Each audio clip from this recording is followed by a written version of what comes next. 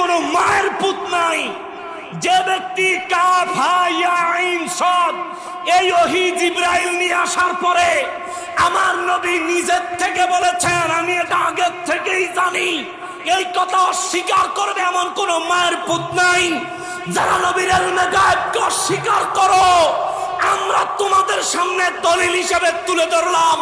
Calf হা ইয়া আইন সাদ দলিল দেয় আমার নবী কোরআন জন্মের মোবারক যখন জমিনে হয়েছে, আল্লাহর দরবার থেকে আসার সময় কোরআন নবীজি সিনায় করে নিয়ে এসেছে।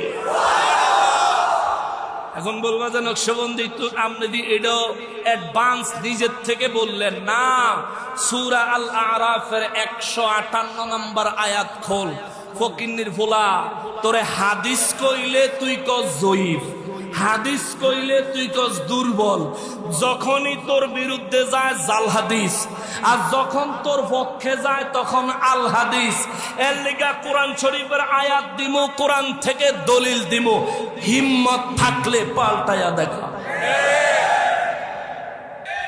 ঠিক কিনা বলেন? হিম্মত থাকলে জবাব দিয়া দেখা।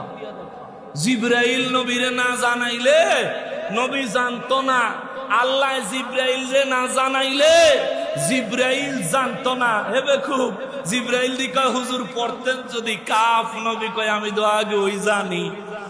জোরে কন্যা সুবহানাল্লাহ। 5 বার আসছেন, 5 বার সিদরাতুল মুনতাহায় গেছে জিবরাইল।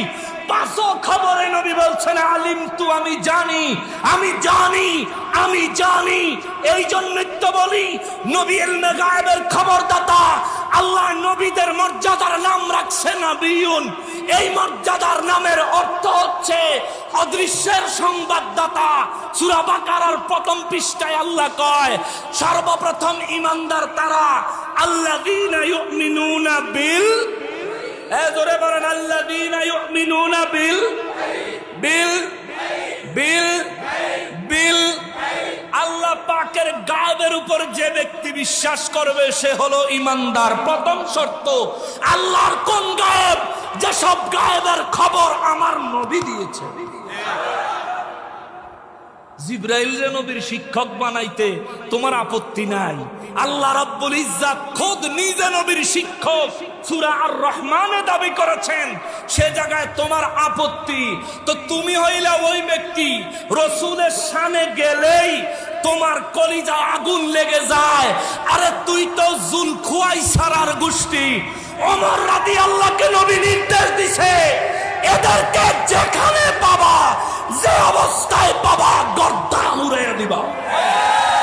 আমার নবীর ঘোষণায় তোদের বেঁচে থাকার কোনো অধিকার নাই, আল্লাহর অক্সিজেন গ্রহণ করার কোনো অধিকার নাই। এদের স্বাধীন রাষ্ট্র, বেদিন যেভাবে নিরাপত্তা পায় আমরা তোদেরকে সেভাবে নিরাপত্তা দিছি। দুর্বলতা ভাবিস না,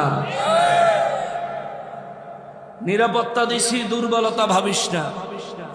আল্লাহর ওলিদের দরবারগুলো ভেঙে দিচ্ছ তোমরা, হাত হামলা করতেছো।